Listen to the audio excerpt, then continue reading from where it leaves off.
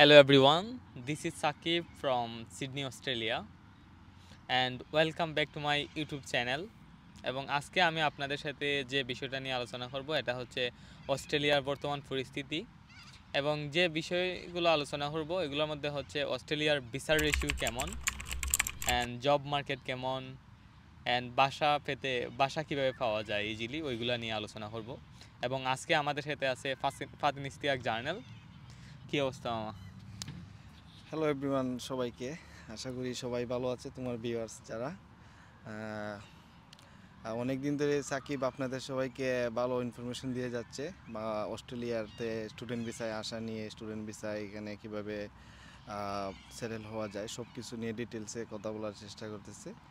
So তুমি এবং তোমার ভিউয়ার্স উভয়ের জন্যই শুভকামনা রইল। আলহামদুলিল্লাহ, ঠিক আছে, এখন তুমি আমাকে কি কি কোয়েশ্চেন করবা, আমি যতটুকু জানি সেটা চেষ্টা করব। আচ্ছা, আমরা মামারে প্রশ্ন করব, দেন ওই প্রশ্নের মাধ্যমে জানতে পারবো। সো আচ্ছা, আমারও অনেকেই প্রশ্ন করে যে অস্ট্রেলিয়াতে এখন ভিসার রেশিও কেমন, আসলে মানে অ্যাকচুয়ালি ভিসার রেশিও কেমন অস্ট্রেলিয়াতে, তুমি যতটুকু জানো এটা সম্পর্কে যদি একটু বলতে। অস্ট্রেলিয়াতে বর্তমানে ভিসার রেশিও আগের মতোই আছে, মোটামুটি ভালোই আছে। যখন করোনার পরবর্তীতে অস্ট্রেলিয়াতে খুবই ডিমান্ড ছিল ভিসার জন্য, কারণ হচ্ছে করোনার সময় প্রায় 2 বছর কন্টিনিউয়াসলি অস্ট্রেলিয়ার বর্ডার অফ ছিল। তো এর পরবর্তী সময়ে যখন ডিমান্ড ক্রিয়েট হয়েছে তখন তারা বর্ডার ওপেন করার পরপরই বিভিন্ন দেশ থেকে খুব ভালো পরিমাণে স্টুডেন্ট অস্ট্রেলিয়াতে এসেছে।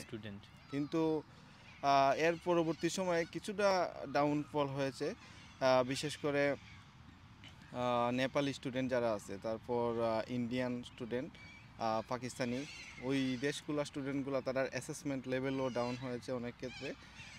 তবে লাকিলি আমরা বাংলাদেশি যারা আছি আমাদের অ্যাসেসমেন্ট লেভেল এখনও লেভেল 2-তে আছে। সো ভিসা আগের মতোই আছে মোটামুটি, বাট কলেজে কোনো সময় ভিসার এখন অ্যাপ্লাই করা যাবে না, যেটা আগে সুযোগ দিয়েছিল গভর্নমেন্ট। বর্তমানে শুধু ইউনিভার্সিটিতেই অ্যাপ্লাই করার সুযোগ আছে। আর সেটার জন্য অবশ্যই প্রিপারেশন ভালো থাকতে হবে। ডকুমেন্টেশন যদি ভালো থাকে ভিসার রেশিও অবশ্যই 100%-এর দিকে এগিয়ে যায়। যতটুকু ডকুমেন্টেশন ভালো সেটা ভিসার রেশিও ভালো করার দিকে খুব বেশি ইম্প্যাক্ট করে।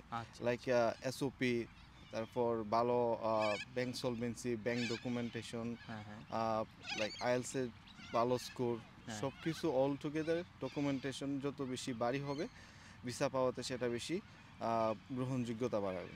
আচ্ছা, হ্যাঁ।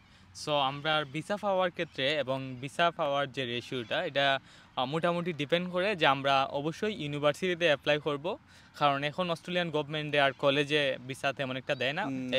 তেমন একটা না, বর্তমান সিচুয়েশনে বাংলাদেশ থেকে কলেজে অ্যাপ্লিকেশন করা যাবে না। না, অবশ্যই আমাদের ভালো কোনো বিইটি সেক্টর আর হায়ার এডুকেশন সেক্টর দুইটা কিন্তু ডিফারেন্ট সেক্টর। সো বর্তমানে হায়ার এডুকেশন, কারণ তখন যে সিচুয়েশনটা ছিল তার কিছু আর্থিক ঘাটতির সৃষ্টি হয়েছিল, যেটা আর বর্তমানে নাই। করোনার কারণে এটা হয়েছিল, এটা আর বর্তমানে নাই। এখন তারা ইউনিভার্সিটিতে, এবং আরেকটা বিষয়, ইউনিভার্সিটিতে কিছু রুলস এবং regulation government last year change করেছে, লাইক জিটি, জিএসটি, এগুলোর কিছু রিকোয়ারমেন্ট আছে, যেটা হয়তো বিস্তারিত আরেকদিন আমি বলবো। ওইসব বিষয়ে আর একটু সচেতন থাকতে হবে এবং সবগুলো যাচাই করে সব কিছুই হোম অ্যাফেয়ার্সের ওয়েবসাইটে ডিটেলসে বলা আছে। আর সাকিব, তুমিও তো বলার চেষ্টা করতেছো। সো এইসব জিনিস ঠিক থাকলে ভিসা অবশ্যই ইনশাল্লাহ হয়ে যাবে। ওকে। অ্যান্ড সেকেন্ড যে বিষয়টা, এটা হচ্ছে অস্ট্রেলিয়াতে আসার পর মানে বাসা পাওয়া কতটুক টাফ, বাসা কিভাবে কি করা যায় ওইটা সম্পর্কে যদি একটু বলতা, তোমার বাস্তব জ্ঞান থেকে অথবা বাস্তব পরিস্থিতি যেটা ওইটা থেকে যদি একটু বলো। বাসার সেম, আসলে করোনায় এটা হোল ওয়ার্ল্ডেরই অনেক কিছুই চেঞ্জ করে দিয়েছে। করোনার যখন ছিল, করোনার পরবর্তী সময়ে যে একটা ভালো পরিমাণে একটা ঢেউর সৃষ্টি হয়েছে, নতুন স্টুডেন্টরা এসেছে, নতুন টুরিস্টরা এসেছে, যেটার কারণে বাসার অনেক ডিমান্ড, এটা হোল অস্ট্রেলিয়া ওয়াইড সৃষ্টি হয়েছে। আমি যতটুকু জানি মেবি দ্য রেন্ট 17% পর্যন্ত ইনক্রিজ হয়েছে বাসার। সো বাসার বর্তমানে একটা মোটামুটি একটা ক্রাইসিস আছে। আর যারা নতুন নিউ কামার তাদের জন্য বাসা পাওয়াটা একটু টাফ। এটার কারণ হচ্ছে যারা এইখানের বাসাগুলো তো এজেন্সির আন্ডারে থাকে, তো রিয়েল এস্টেট এজেন্সিগুলো যখন বাসা হস্তান্তর করে তখন তারা চেষ্টা করে যে তারা দেখে যে ফাইন্যান্সিয়াল ক্যাপাসিটিটা কতটুকু তোমার স্ট্রং। তো এটার জন্য কিন্তু এইখানের যে জবের পে স্লিপ, তারপর জবের রেকমেন্ডেশন, এগুলো অনেক কিছু রিকোয়ার করে এজেন্টরা। সো এজ এ নিউ কামার তো ওদের এইসব ডকুমেন্ট থাকে না, এইসব জিনিস কিন্তু থাকে না। তো এই ক্ষেত্রে নিউ কামারের ক্ষেত্রে বাসা পাওয়াটা একটু টাফ। বেস্ট হচ্ছে বাংলাদেশি কেউর সাথে যোগাযোগ করে আসা। মনে করো তোমার ফ্রেন্ড আছে, তোমার সাথে কেউ যোগাযোগ করছে বা আমার সঙ্গে কেউ যোগাযোগ করেছে, তো একটা সম্পর্ক হয়েছে, কোনোভাবে যদি একটা বাসা ম্যানেজ করা যায়, এইভাবে প্রথমে এটাই বেস্ট হয় নিউ কামারদের জন্য। এইটাই বেস্ট হয়। এটা হচ্ছে বাস্তব সিনারিও। আমি যদি বলি যে আইসা তুমি সাবমিট করো ডকুমেন্ট, তুমি সাবমিট করতেই থাকবা, বাট আফটার অল তোমার থাকতে হইব পার্কে। বাট বিষয়টা হচ্ছে এটাও এমনও না, চেষ্টা করতে হইব তোমার ডকুমেন্টেশন যে বিষয়টা। এখন তুমি বাস্তবভাবে কাজ না করলে তো ডকুমেন্টেশন ক্রিয়েট হয় না। তো এই জন্য জবে ঢুকা, পে স্লিপ ক্রিয়েট করা, তারপর রিয়েল এস্টেটের যে রিকোয়ারমেন্টগুলো ফিল আপ করা, এগুলার একটু টাফ আছে। বাই দ্য টাইম হয়ে যাবে এগুলা। ওকে, আচ্ছা ঠিক আছে, আমরা বুঝতে পারলাম যে বাসা সম্পর্কে কীভাবে কী করা যায়। এবং তার যে বিষয়টা নিয়ে আমরা আলোচনা করব এটা হচ্ছে জব মার্কেট। অস্ট্রেলিয়ার জব মার্কেটে এখন কেমন? জব মার্কেট বর্তমানে লাইক 50-50। অ্যান্ড 50-50 এটা কেন বললাম? 50 হচ্ছে যাদের এক্সপিরিয়েন্স আছে, আর 50 হচ্ছে যাদের এক্সপিরিয়েন্স নাই। তো এই 50 যাদের এইকে বর্তমান সিনারিওতে একজন এমপ্লয়ার যদি একটা জবের জন্য পোস্ট করে, এখানে যে বিভিন্ন ওয়েবসাইট আছে, পোর্টাল আছে, লাইক ইনডিড, সিক, তারপর জোড়া লোকাল, গামট্রি, এইরকম কিছু লোকাল ওয়েবসাইট আছে। তো এই ওয়েবসাইটগুলোতে যখন একটা এমপ্লয়ার পোস্ট করে যে আমার এই একটা রিকোয়ারমেন্ট দিয়ে তারা লুক নিতে চায়, কিন্তু এর বিপরীতে দেখা যায় 250-300 এইরকম মানুষ অ্যাপ্লাই করতেছে একটা জবের জন্য বা জবটার জন্য। এখন দেখা যাচ্ছে এমপ্লয়ারের কাছে অনেক সুযোগ যে মানে যাচাই করে নেওয়ার যে কার এক্সপিরিয়েন্স কতটুকু আছে, কে কতটুকু ভালো কাজ করে। তো এই সেন্সে যাদের এক্সপিরিয়েন্স আছে তারা হচ্ছে জবে অবশ্যই এগিয়ে থাকবে। আর নিউ কামার যারা আসবে তাদের এইখানে একটু স্ট্রাগল করতে হইব, এটা খুবই নর্মাল বিষয়। কারণ এখন এক্সপিরিয়েন্স ছাড়া জবে ঢুকা এটা একটু টাফ। আর যদি রেফারেন্স থাকে, লাইক আমার নোন কেউ আসছে, অবশ্যই আমি যেখানে কাজ করি তারে রেফার করলে এখন এইটা খুব বেশি কাজ করে এখানে। মানে আমার বস কোনো সময় চেক করতে যাইব না যে ও কি পারে কিনা, ও আমার উপর বিলিভ কইরা ওরেই প্রায়োরিটিটা দিবে, বেশি দিবে। যদিও কিছু তেমন নাও পারে, তাও হয়তো আমার কারণে দেখা যাবে ও মানে সামহাও একটা চান্স পেয়ে গেছে। তো জিনিসটা হচ্ছে এরকম। আর আরেকটা বিষয় হচ্ছে প্রথম অবস্থায় সবচেয়ে বেস্ট হচ্ছে আসার পরপরই উবার অ্যাকাউন্ট খোলা। এখানে দিদি আছে, ডোরড্যাশ, উবার এবং ডোরড্যাশ, এই দুইটা অ্যাকাউন্ট খোলা। এই দুইটা প্রথম কইটা জাস্ট সার্ভাইভিং সিচুয়েশনটা পার করতে হলো। আর ইন দ্য মিন টাইম কিছু কিছু জবের পোর্টাল আছে, লাইক জোড়া লোকাল। এইটা হচ্ছে এই যে লোকাল যত বিজনেস ওনার আছে তারা ওখানে ওরা পোস্ট করে যে আমার এরকম।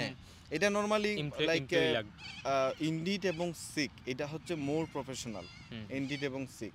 তো জোড়া লোকাল, গামট্রি, ওইসব সাইডের জব খুঁজতে পারলে বাই দ্য টাইম একটা লাইক হয়ে যাবে। জব অস্ট্রেলিয়াতে জব আছে, এটা জব যে নাই এমন কোনো কিছু না। তুমি এখনও ঢুকলে দেখতে পারবা অনেক জবই স্টিল নাও অ্যাভেলেবল আছে, যেটা 2 দিন আগে 3 দিন আগে পোস্ট করছে, এমনও আছে আজকে পোস্ট করছে। সো জব আছে, এক কথা জব আছে বা প্রথম দিকে ধৈর্য ধরে একটু স্ট্রাগল করতে হবে, ওই মেন্টালিটিটা নিয়েই আসতে হবে এখানে। এবং একবার জবে ঢুকলে এক্সপিরিয়েন্স গ্যাদার করলে এই এক্সপিরিয়েন্স তোমার সামনে আরো অনেক দিকে সুযোগ ক্রিয়েট করে দিব। আরেকটা বিষয় যেটা আমি প্রশ্ন করতে চাইছি, এটা হচ্ছে যে একজন মানুষ আসার পর বা একজন নিউ কামার আসার পর কতদিনের মধ্যে সে জব পেতে পারে? বর্তমান সিনারিওতে হুম। একজন এজ এ নিউ কামার প্রথমে আসার পরে তার অ্যাটলিস্ট 1 মান্থ এটা যায়।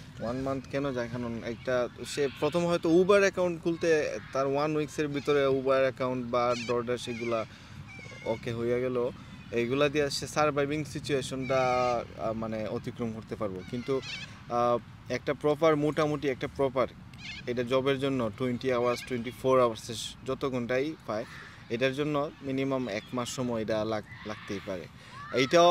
এইটাও কিন্তু ভেরি করে। 1 মাস হয়তো তোমার ক্ষেত্রে 1 মাস তুমি উইদিন 1 মান্থ তুমি জব পেয়ে গেছো, বাট ফর মি আমার ক্ষেত্রে 1 মাস নাও হইতে পারে। সো এটা কিন্তু কেউ আবার এটা মনে করতে পারবে না যে অস্ট্রেলিয়াতে গেলে উইদিন 1 মান্থ জব একটা হবেই হবে, এমন কোনো ফিক্সড কথা না। এটা হচ্ছে এজিউম করা কারণ হচ্ছে তুমি জব খুঁজলে এবং ভালো কমিউনিকেশন রাখলে এবং অফকোর্স অবশ্যই তোমার মানে প্রপার কমিউনিকেশন রাখতে হইব। এইখানে যারা তোমার বাংলাদেশি কমিউনিটি আছে তাদের সঙ্গে প্রপার কমিউনিকেশন রাখতে হইব। আসার পরই যে লোকাল ওয়েবসাইটগুলো আছে ওইগুলাতে তোমার অ্যাকাউন্ট খুললে নিজের প্রোফাইল ক্রিয়েট করতে হইব, রেজুমে ক্রিয়েট করতে হইব। ইভেন আরেকটা জিনিসও করা যেতে পারে, যেটা হচ্ছে তুমি রেজুমি ক্যারি করে তুমি বিভিন্ন জায়গায় যে শপগুলো আছে, বিভিন্ন বিজনেস আছে ওইগুলাতে লাইক অনেক সময় আমি পাই আমার এই কিতে ব্রন্টিতে বা রোজবেতে তারা দেখা যায় মানুষ রেজুমি নিয়ে আসে, আইসা জাস্ট নিজেরা ইন্ট্রোডিউস করে বলতেছে যে তোমার কি কোনো লুক লাগলে তুমি আমার এটা হচ্ছে আমার রেজুমি এইটাই। তো সেম ওয়েতে আমার এখানে বর্তমানে একজন কাজ করতেছে, সে একজন ইতালিয়ান, সে বর্তমানে সেম ওয়েতেই সে রেজুমে নিয়ে আসছিল, সে এখন কাজ করতেছে। সো একবারে বাস্তব উদাহরণ, এটা ইফেক্টিভ। কারণ তুমি যদি রেজুমে নিয়ে একটা কোম্পানিতে একটা বসের কাছে তুমি যাও, সে তার একটা ম্যানেজারের কাছে যাও, তখন সে তার যদি অ্যাকচুয়ালি লুকের প্রয়োজন হয়, আর পরবর্তীতে যখন তার লুকের প্রয়োজন হবে, সে তোমার চেহারাটাই তার কিন্তু ফেসের সামনে প্রথমে আসবে, কারণ তুমি নিয়ে গেছিলা। সো এটা বিগ ইম্প্যাক্ট করে। এই বিষয়ে কোনো লজ্জা নাই, কোনো শরম নাই। এখানে সবাই সব কিছু করতেছে, সবার জন্য লাইফ এখানে কোনো বাধা নাই, কোনো দরাবাধা নিয়ম নেই। তুমি কি করতেছো কেউ দেখতেছে না। লাইক আমরা এখানে ভিডিওগ্রাফি করতেছি, সামনে মানুষ খেলাধুলা করতেছে, যার যেটা মন চাই করতেছে, সবাই লজ্জা শরমের কোনো কিছু নাই। এই ধরনের মেন্টালিটি নিয়ে আসলে ইনশাল্লাহ আশা করা যায় হয়তো উইদিন 1 মান্থ তুমি লাকি থাকলে তুমি জব একটা হয়ে যাবে। আচ্ছা, ঠিক আছে। এখন নেক্সট যেটা আমি আরেকটা প্রশ্ন করতেছি মামা, এটা হচ্ছে আমাদের লাস্ট কোয়েশ্চনটা হচ্ছে যে একজন স্টুডেন্ট যদি প্রথম আসে তাইলে তার কত টাকা সাথে করে নিয়ে আসা উচিত? একজন স্টুডেন্ট বর্তমানে আসলে তার অ্যাটলিস্ট আমি মনে করি মিডল ক্লাস হলেও $2000 নিয়ে আসা উচিত। এটা কেন? কারণ হচ্ছে এখানে আসার পরই তুমি দেখবা যে অনেক কিছু তোমার লাইক তোমার বাসা ভাড়া নেওয়ার জন্য বন্ড দিতে হইতেছে, তারপর রেন্টও তো এখন অ্যাটলিস্ট একটা সিঙ্গেল এক রুমে 2জন মানুষ থাকলেও তো অ্যাটলিস্ট 150 to 200 লাগে। এটা তো এখন তো এক্সপেন্সিভ। তো $2000 অ্যাটলিস্ট নিয়ে আসা উচিত। এটা এখন বাকিটা যার যতটুকু ইচ্ছা, এটা ডিপেন্ডস করে পার্সনের উপর, সামর্থ্যেরও ব্যাপার স্যাপার আছে। চেষ্টা করা উচিত at least 2000 Australian dollar. 2000 Australian dollar. That's all, thank you. আজকে পর্যন্তই, দেখা হবে পরবর্তী কোনো ভিডিওতে। আল্লাহ হাফেজ।